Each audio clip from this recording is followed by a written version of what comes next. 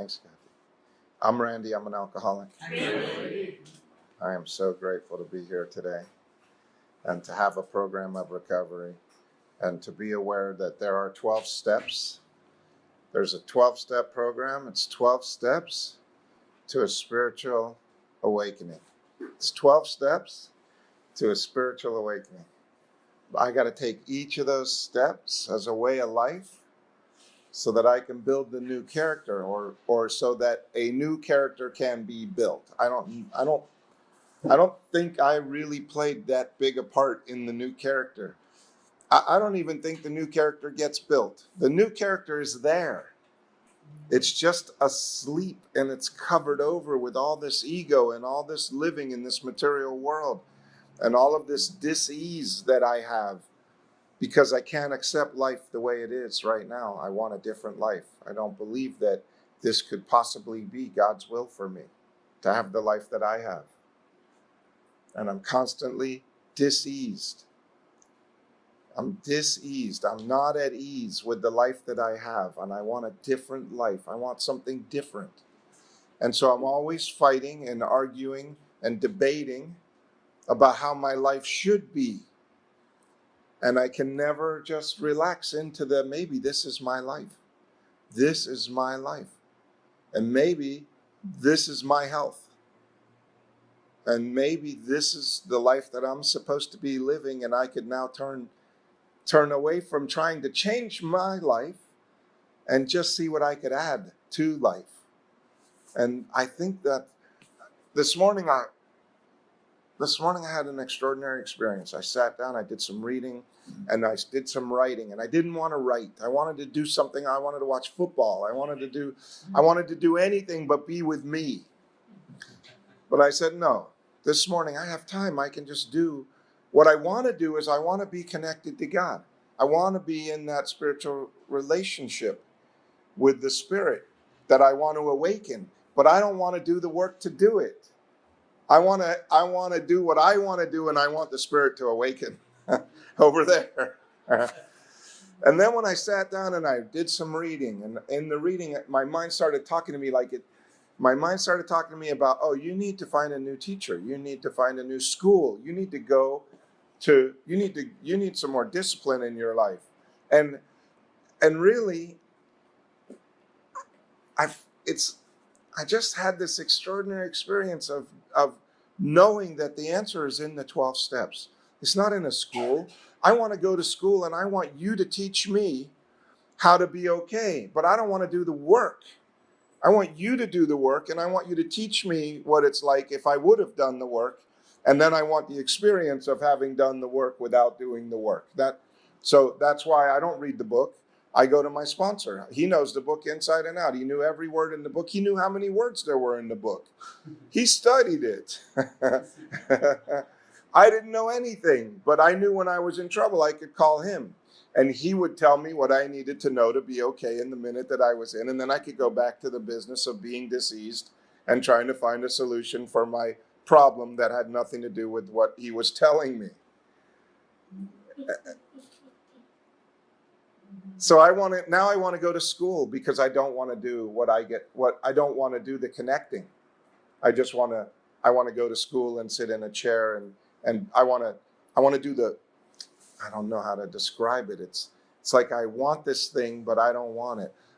I believe that I believe in a superstitious way to get to God, that if I wear the right hat on the right place on my skull cap, that somehow that will make me closer to God. I want to put on the magic hat and be better. I want to put on the magic robe and be better, but I don't want to sit and write and share my life with a higher power. And because what I want to get better isn't, I don't want my mind to get better. I want my material world to get better. I want my house to grow a new room magically. I want my car to transform itself into a brand new car of my choice. I want magic. I want my outside world to get better because I believe that if it gets better, then I'll be better inside.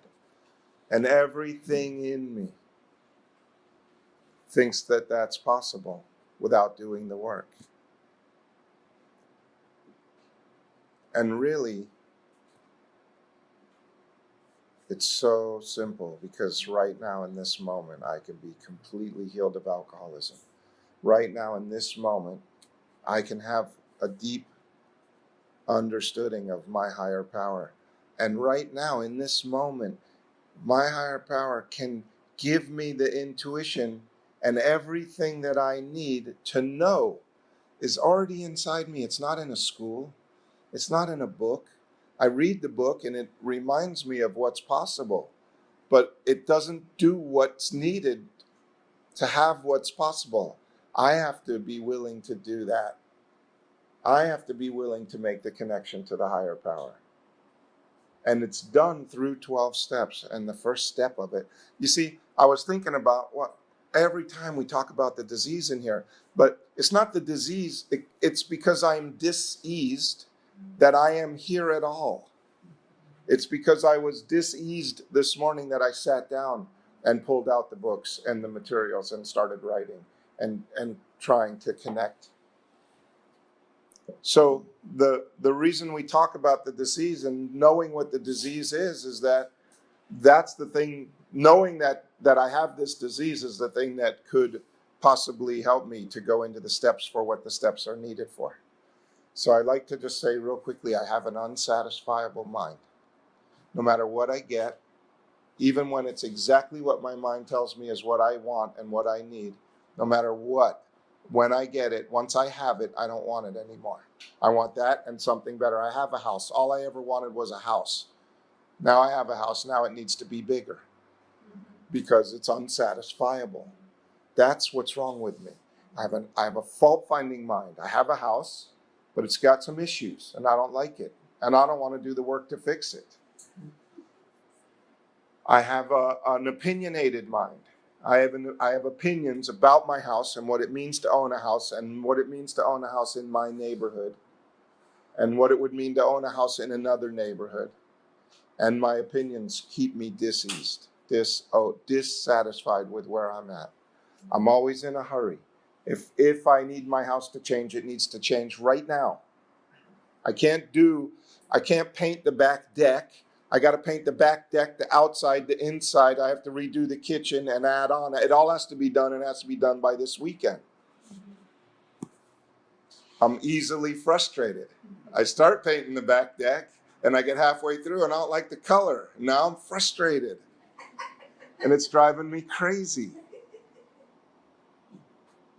And I'm the king. I think I'm the king. I think everything revolves around me.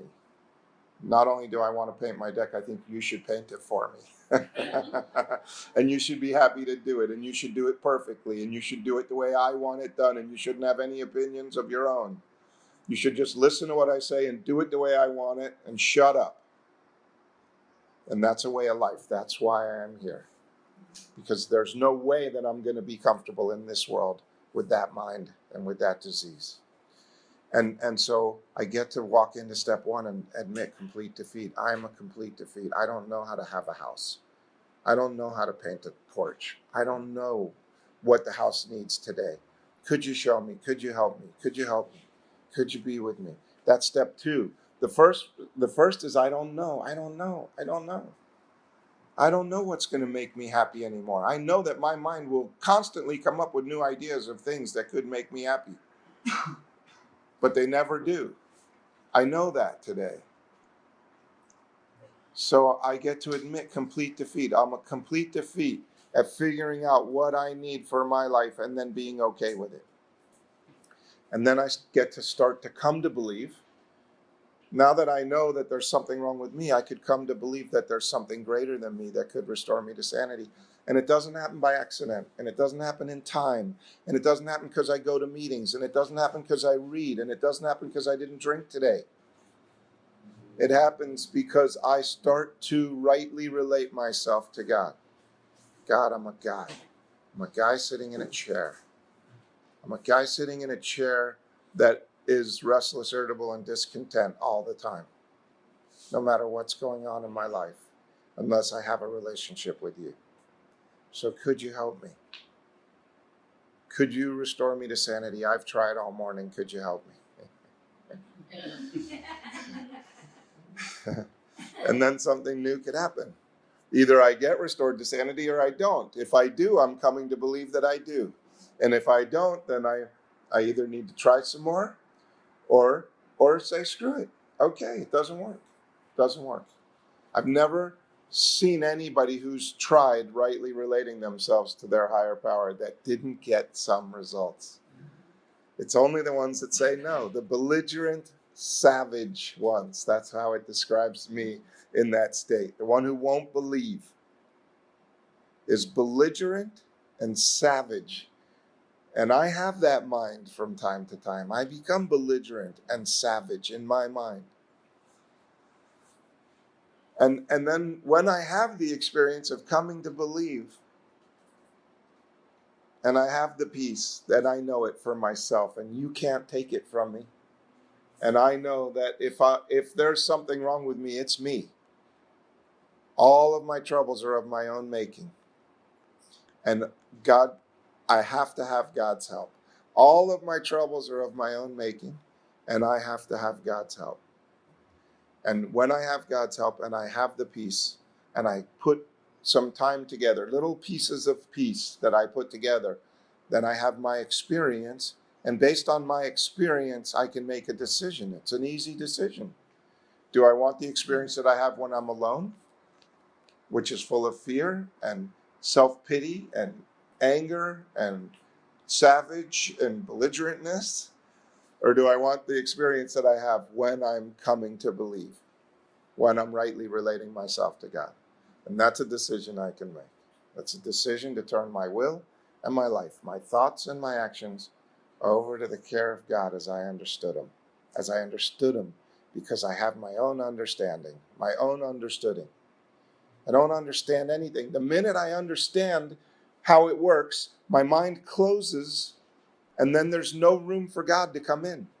Because now I understand self is taking over again. That's what it wants to do. Self came here today to learn everything we're going to learn, and it's sitting there and it's trying to learn. Let me learn this. I got to take notes. I need to remember this. How am I going to remember this? And self is trying so hard to grab onto an idea that it likes, that it could go with.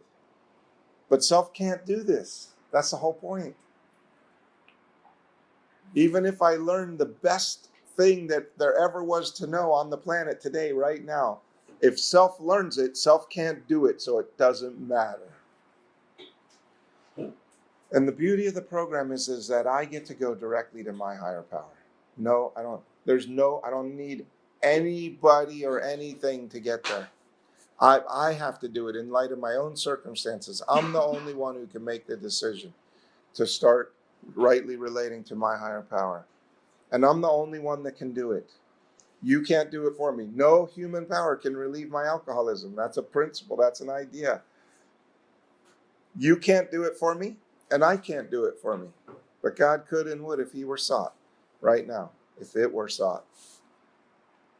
So that's what's being offered. And so right now in this meeting, so this meeting could become a place of soughting. I could come here, and rather than trying to learn something, rather than try and get somewhere, I could just be here and have some being and some soughting and have a relationship with my higher power right now. Could you help me hear what's being said? Right now. Because if you're like me, you've heard something already and you've left the room with it. You've gone to practice that great idea somewhere else with somebody else. Your body's here and your mind is out there working on it.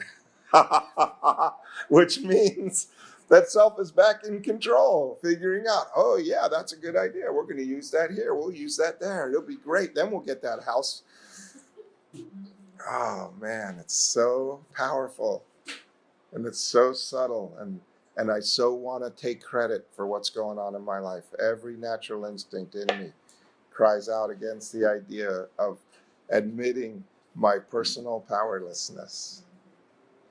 And yet my personal powerlessness is the reason that I'm sober today, is because I admitted that I'm personally powerless over alcohol. And the reason I could have a good life today is because I'm personally powerless over my mind. So thank you for letting me share. We're going to We're going to open up the 12 and 12, so we have a couple extra ones. There's a box full of them there. Our meeting is like a real meeting now. It has coffee and books and people. It's like the real deal. It's awesome. So we're going to read out of the 12 and 12, and we're going to share about what's in that paragraph, and then